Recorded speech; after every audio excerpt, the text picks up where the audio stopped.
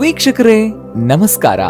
ಜಿತ್ media network YouTube ಚಾನೆಲ್ನ ವಿಶೇಷ video ನೋಡೋದಕ್ಕೆ ನಿಮ್ಗೆಲ್ಲ ಸ್ವಾಗತ.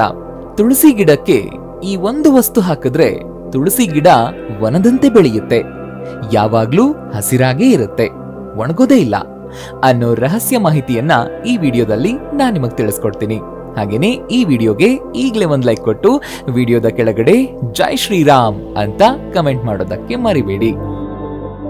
ಮನೆ ಮುಂದೆ ತುಳಸಿ ಗಿಡ ಇದ್ರೆ ಮನೆಯೊಳಗೆ ನೆಗೆಟಿವ್ ಎನರ್ಜಿಗಳು ಪ್ರವೇಶ ಮಾಡೋದಿಲ್ಲ, ಮನೆಗೆ ಶ್ರೀರಕ್ಷೆ ಇರುತ್ತೆ. ಅಕಸ್ಮಾತ್ ಮನೆಗೆ ಕೆಡುಕು ಉಂಟಾಗುತ್ತೆ ಮತ್ತು ಕಷ್ಟಗಳು ಬರಲಿಕ್ಕಿವೆ ಅನ್ನೋದು ಮೊದಲೇ ತುಳಸಿ ಗಿಡಕ್ಕೆ ಗೊತ್ತಾಗುತ್ತೆ ಮತ್ತು ಒಣಗೋದಕ್ಕೆ ಆರಂಭ ಆಗುತ್ತೆ. ಹಾಗಾದ್ರೆ ತುಳಸಿ ಗಿಡ ನಮ್ಮನ್ನ, ನಮ್ಮ ಮನೆಯನ್ನ ಸದಾ ರಕ್ಷಣೆ ಮಾಡಬೇಕು, ನಮಗೆ ಬರುವಂತಹ ಕಷ್ಟಗಳು ಕಳಿಬೇಕು, ಅವುಗಳ ತಾಪ ನಮಗೆ ತಟ್ಲೇಬಾರದು, ತುಳಸಿ ಗಿಡ ಸದಾ ಹಸಿರಾಗೇ ಇರಬೇಕು ಅಂತಂದ್ರೆ ಈ ನಿಯಮ ಪಾಲಿಸಿ ಅನ್ನೋ ರಹಸ್ಯವನ್ನ ಈಗ ನಾವು ನಿಮಗೆ ತಿಳಿಸ್ಕೊಡ್ತಾ ಇದ್ದೀವಿ. ಹಾಗಾಗಿ ವಿಡಿಯೋನ ಸ್ಕಿಪ್ ಮಾಡದೆ ಪೂರ್ತಿಯಾಗಿ ನೋಡಿ. ತುಳಸಿ ಗಿಡವು ಕೆಲವೊಮ್ಮೆ ವಾತಾವರಣದಲ್ಲಿ ಬದಲಾವಣೆ ಕಾರಣದಿಂದ ಒಣಗಬಹುದು. ಅಂದ್ರೆ ಅತಿ ಬಿಸಿಲು, ಅತಿಯಾದ ಮಳೆ, ಅತಿಯಾದ ಚಳಿ, ಹೀಗೆ ಇನ್ನೂ ಹಲವು ಕಾರಣಗಳಿಂದ ಒಣಗೋಗುತ್ತೆ. ಕೆಮಿಕಲ್ ಇರುವಂತಹ ರಸಗೊಬ್ಬರ ಹಾಕಿದ್ರೆ ತುಳಸಿ ಗಿಡ ಒಣಗೋಗುತ್ತೆ. ಇವತ್ ನಾವು ನಿಮಗೆ ಒಂದು ಒಳ್ಳೆ ಉಪಾಯವನ್ನ ಹೇಳ್ಕೊಡ್ತಾ ಇದ್ದೀವಿ. ಇದರಿಂದ ನಿಮ್ಮ ಒಣಗಿದ ತುಳಸಿ ಗಿಡ ಹಚ್ಚ ಹಸಿರಾಗ್ತಾ ಹೋಗುತ್ತೆ. ಈ ಮ್ಯಾಜಿಕ್ ವಸ್ತುವನ್ನ ಹೇಗ್ ಮಾಡೋದು ಮತ್ತು ಹೇಗೆ ಉಪಯೋಗಿಸೋದು ಅಂತ ಈ ವಿಡಿಯೋದಲ್ಲಿ ತಿಳಿಸ್ಕೊಡ್ತಾ ಇದ್ದೀವಿ. ತುಳಸಿ ಒಂದು ಪವಿತ್ರವಾದ ಗಿಡ. ಇದರಲ್ಲಿ ಸಾಕ್ಷಾತ್ ಶ್ರೀಮನ್ನಾರಾಯಣ ಮತ್ತು ಮಾತೆ ಮಹಾಲಕ್ಷ್ಮಿ ವಾಸ ಇರುತ್ತೆ ಅಂತ ಹೇಳಲಾಗುತ್ತೆ. ಯಾರ ಮನೆ ಎದುರು ತುಳಸಿ ಗಿಡ ಇದೆಯೋ ಆ ಮನೆಗೆ ಮಾತೆ ಮಹಾಲಕ್ಷ್ಮಿ ಶ್ರೀಮನ್ನಾರಾಯಣರ ಸಮೇತ ಆಗಮಿಸ್ತಾರೆ ಅಂತ ಹೇಳಲಾಗುತ್ತೆ. ತುಳಸಿ ಪೂಜೆ ಮಾಡೋದ್ರಿಂದ ಮನೆಗೆ ಒಳ್ಳೇದಾಗತ್ತೆ. ಇನ್ನು ಕೆಲವರು ತುಳಸಿ ಎಲೆಗಳನ್ನ ಔಷಧಿ ಗುಣಗಳಿಗೋಸ್ಕರ ಮನೆಯಲ್ಲಿ ಇಡ್ತಾರೆ.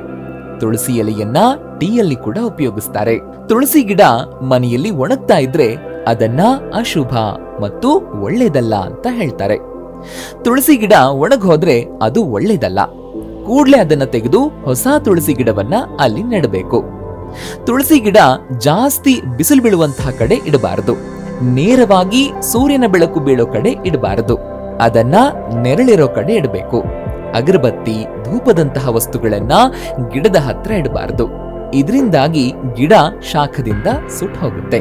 ತುಳಸಿ ಗಿಡದ ಮೇಲೆ ಇಬ್ಬನಿ ಹನಿಗಳು ಮತ್ತು ಮಂಜು ಬೀಳೋದ್ರಿಂದ ಆ ಗಿಡ ಒಣಗುತ್ತೆ. ತುಳಸಿ ಗಿಡದ ಹತ್ರ ಅಗರಬತ್ತಿಗಳನ್ನ ಹಚ್ಚೋದ್ರಿಂದಲೂ ಕೂಡ ತುಳಸಿ ಗಿಡ ಒಣಗುತ್ತೆ. ತುಳಸಿ ಸಸ್ಯವು ಗಟ್ಟಿಮುಟ್ಟಾದ ಸಸ್ಯ.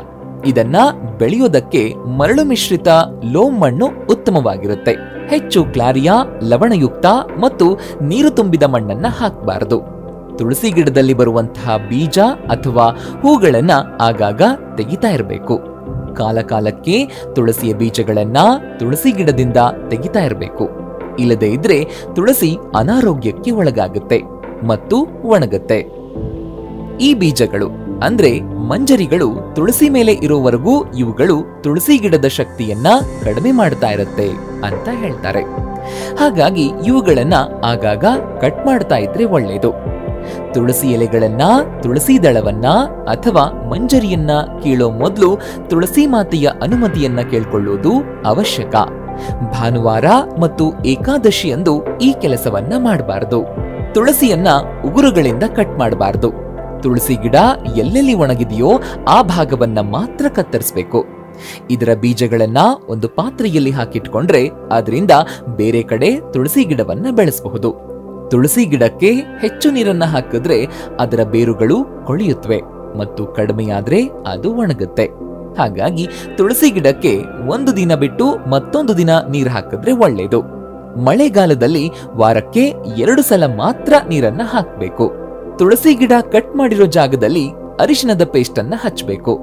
ನಂತರ ಅದ್ರ ಮೇಲೆ ಪಾಲಿಥೀನ್ ಕವರ್ ಮುಚ್ಚೋದ್ರಿಂದ ಸೂರ್ಯನ ಡೈರೆಕ್ಟ್ ಕಿರಣದಿಂದ ಬಚಾವಾಗಿ ತುಳಸಿ ಗಿಡ ಒಣಗದೆ ಚೆನ್ನಾಗಿ ಬೆಳೆಯುತ್ತೆ. ತುಳಸಿ ಪಾಟ್ ನಲ್ಲಿ ಕಸ ಅಥವಾ ಹುಲ್ಲು ಬೆಳೆದಿದ್ರೆ ಅದನ್ನ ಕ್ಲೀನ್ ಮಾಡ್ತಾ ಇರಬೇಕು. ಹಾಗೇನೆ ತುಳಸಿ ಎಲೆಗಳನ್ನು ಕೂಡ ತೆಗಿಬೇಕು. ಇಲ್ಲ ಅಂತಂದ್ರೆ ಈ ಎಲೆಗಳು ಗಿಡಕ್ಕೆ ಫಂಗಸ್ ಹರಡುತ್ತೆ. ತುಳಸಿ ಗಿಡಕ್ಕೆ ಗೊಬ್ಬರ ಹಾಕೋ ಮೊದಲು ಮಣ್ಣನ್ನ ಸಡಿಲಗೊಳಿಸಬೇಕು. ಹೀಗೆ ಮಾಡೋದ್ರಿಂದ ತುಳಸಿ ಗಿಡ ಚೆನ್ನಾಗಿ ಬೆಳೆಯುತ್ತೆ.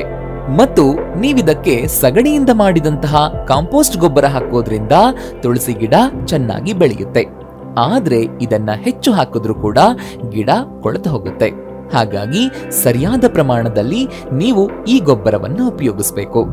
ಸರಿಸುಮಾರು 1/4 kgಯಷ್ಟು ಗೊಬ್ಬರ ಮತ್ತು 1 ಚಮಚ ಅರಿಶಿಣದ ಪುಡಿಯನ್ನ ನೀರಿನಲ್ಲಿ ಪೇಸ್ಟ್ ಮಾಡಿ ತುಳಸಿ ಗಿಡಕ್ಕೆ ಹಾಕಬೇಕು. ಇದರಿಂದ ತುಳಸಿ ಗಿಡವು ಯಾವಾಗ್ಲೂ ಹಚ್ಚ ಹಸಿರಾಗಿ ಉಳಿಯುತ್ತೆ ಮತ್ತು ಬೆಳೆಯುತ್ತೆ. ಈ ಉಪಾಯವನ್ನ 3 ಅಥವಾ 4 ತಿಂಗಳಿಗೊಮ್ಮೆ ಮಾಡ್ತಾ ಹೋಗ್ಬೇಕು. ಈ ಉಪಾಯವನ್ನ ಮಾಡಿದ 4 ರಿಂದ 5 ದಿನಗಳಲ್ಲಿ ತುಳಸಿ ಎಲೆಗಳು ಚಿಗುರೋದಕ್ಕೆ ಶುರುವಾಗುತ್ತೆ. ತುಳಸಿ ಗಿಡಗಳನ್ನ ನೆಡುವಾಗ ಸ್ವಲ್ಪ ಬೇವಿನ ಪುಡಿಯನ್ನ ಮಣ್ಣಲ್ಲಿ ಬೆರೆಸೋದು ಒಳ್ಳೆಯದು. ಈ ರೀತಿ ಮಾಡೋದ್ರಿಂದ ತುಳಸಿ ಗಿಡವು ಬೇಗನೆ ಮತ್ತು ದಟ್ಟವಾಗಿ ಬೆಳೆಯುತ್ತೆ ಮತ್ತು ಯಾವಾಗ್ಲೂ ಹಸಿರಾಗಿ ಇರುತ್ತೆ. ತುಳಸಿ ಗಿಡಕ್ಕೆ ಅಂಗಡಿಯಿಂದ ಸ್ವಚ್ಛ ಮತ್ತು ಕಪ್ಪು ಮಣ್ಣನ್ನ ತಂದು ಹಾಕಬೇಕು ಮತ್ತು ಈ ಮಣ್ಣಿಗೆ ಹಸುವಿನ ಸಗಣಿಯನ್ನ ಸೇರಿಸಬೇಕು. ಇದರಿಂದ ತುಳಸಿ ಗಿಡವು ಆರೋಗ್ಯಕರವಾಗಿ ಬೆಳೆಯುತ್ತೆ. ಕೆಲವರು ತುಳಸಿ ಗಿಡಕ್ಕೆ ಪ್ರತಿದಿನ ಬೆಳಗ್ಗೆ ನೀರು ಹಾಕ್ತಾರೆ. ಇದರಿಂದ ಪಾಟ್ನಲ್ಲಿ ಸಾಕಷ್ಟು ನೀರು ಸಂಗ್ರಹವಾಗುತ್ತೆ. ಇದರಿಂದ ತುಳಸಿ ಗಿಡದ ಬೇರುಗಳು ಕೊಳೆಯುತ್ತವೆ. ಹಾಗಾಗಿ ಈ ಗಿಡಕ್ಕೆ ನೀರನ್ನ ಹೆಚ್ಚಾಗಿ ಹಾಕಬೇಡಿ. ತುಳಸಿ ಗಿಡವು ಸೊಳ್ಳೆಗಳನ್ನ ದೂರ ಇಡುತ್ತೆ. ಅದಕ್ಕಾಗಿ ತುಳಸಿ ನೈಸರ್ಗಿಕ ಕೀಟ ನಿವಾರಕವಾಗಿ ಕೆಲಸ ಮಾಡುತ್ತೆ. ತುಳಸಿ ಗಿಡವು ಕೀಟಗಳನ್ನ ಮತ್ತು ಸೊಳ್ಳೆಗಳನ್ನ ತಡೆಯುತ್ತೆ. ತುಳಸಿ ಗಿಡವು ಗಾಳಿಯನ್ನ ತಾಜಾ ಮತ್ತು ಸ್ವಚ್ಛವಾಗಿಡುತ್ತೆ ಮತ್ತು ತುಳಸಿ ಸಸ್ಯವು ದಿನದ 24 ಗಂಟೆಗಳು ವಾರದ 7 ದಿನಗಳು ಆಮ್ಲಜನಕವನ್ನು ಉತ್ಪಾದಿಸುತ್ತೆ ಮತ್ತು ಕಾರ್ಬನ್ ಮೊನಾಕ್ಸೈಡ್, ಕಾರ್ಬನ್ ಡೈಆಕ್ಸೈಡ್ ಮತ್ತು ಸಲ್ಫರ್ ಡೈಆಕ್ಸೈಡ್ ನಂತಹ ಅಪಾಯಕಾರಿ ಮಾಲಿನ್ಯಕಾರಕಗಳನ್ನು ವಾತಾವರಣದಿಂದ ತೆಗೆದುಹಾಕುತ್ತೆ. ತುಳಸಿ ಗಿಡವು ಮನೆಯಲ್ಲಿರುವ ಗಾಳಿಯನ್ನ ರಿಫ್ರೆಶ್ ಮಾಡುತ್ತೆ ಮತ್ತು ನಿಮ್ಮ ಮನೆಗೆ ಒಳ್ಳೆಯ ಪರಿಮಳವನ್ನ ನೀಡುತ್ತೆ. ತುಳಸಿ ಗಿಡವನ್ನ ಇನ್ನೂ ಚೆನ್ನಾಗಿ ಬೆಳೆಸಬೇಕು ಅಂತಂದ್ರೆ ಅದಕ್ಕೆ ಕಾಕ್ಟೇಲ್ ಸ್ಪ್ರೇ ಹೇಗ್ ಮಾಡೋದು ಅನ್ನೋದನ್ನ ನೋಡೋಣ. ಒಂದು ಬಕೆಟ್ ನಲ್ಲಿ 3 ಲೀಟರ್ ನೀರು ತಗೊಂಡು ಅದಕ್ಕೆ ಗಿಡಗಳಿಗೆ ಕ್ಯಾಲ್ಸಿಯಂ ಆಗಿ ಸ್ವಲ್ಪ ಹಸಿ ಹಾಲು ಅಥವಾ ಮಜ್ಜಿಗೆಯನ್ನ ಸೇರಿಸಿ ಮಿಕ್ಸ್ ಮಾಡಿ ಒಂದು ಕಡೆ ಇಟ್ಕೊಳ್ಬೇಕು. ನಂತರ ಅದಕ್ಕೆ ಸ್ಪೆಷಲ್ ಆದಂತಹ ಒಂದು ಕಾಂಪೋಸ್ಟ್ ಅನ್ನ ತಯಾರು ಮಾಡ್ಕೊಳ್ಬೇಕು. ಅದಕ್ಕೆ 1 ಲೀಟರ್ ನೀರಿಗೆ ದನಕರುಗಳ ಗೊಬ್ಬರ ಅಥವಾ ವರ್ಮಿ ಕಾಂಪೋಸ್ಟ್ ಸೇರಿಸಿ ಮಿಕ್ಸ್ ಮಾಡಬೇಕು. ಇದನ್ನ 1 ವಾರ ಮೊದಲೇ ಮಾಡಿಟ್ಕೊಳ್ಬೇಕು. ಹಾಗೆ ಪ್ರತಿದಿನ ಕೈ ಆಡಿಸ್ತಾ ಇರಬೇಕು. 1 ವಾರದ ನಂತರ ಅದನ್ನ ಸೇರಿಸ್ಕೊಳ್ಬೇಕು. ಈ ಡಿಕಾಕ್ಷನ್ ಅನ್ನು ನೀರು ಮತ್ತು ಹಾಲ್ ಮಿಕ್ಸ್ ಮಾಡಿಟ್ಕೊಂಡಂತಹ ಬಕೆಟ್ಗೆ ಸೇರಿಸ್ಕೊಳ್ಬೇಕು. ಚೆನ್ನಾಗಿ ಮಿಕ್ಸ್ ಮಾಡಿ ಅದಕ್ಕೆ ಅರ್ಧ ಸ್ಪೂನ್ ಎಪ್ಸಾಮ್ ಸಾಲ್ಟ್ ಸೇರಿಸ್ಕೊಳ್ಬೇಕು. ಇದನ್ನು ಕೂಡ ಚೆನ್ನಾಗಿ ಮಿಕ್ಸ್ ಮಾಡಿ ಇದನ್ನ ಗಿಡಗಳಿಗೆ ಹಾಕಬೇಕು ಅಥವಾ ಸ್ಪ್ರೇ ಬಾಟಲ್ಗೂ ಕೂಡ ಹಾಕೊಂಡು ಸ್ಪ್ರೇ ಮಾಡಬಹುದು. ಇದರಿಂದ ತುಳಸಿ ಗಿಡಗಳು ತುಂಬಾ ಚೆನ್ನಾಗಿ ಬೆಳೆದು ಹಸಿರು ವನದಂತೆ ಆಗುತ್ತೆ.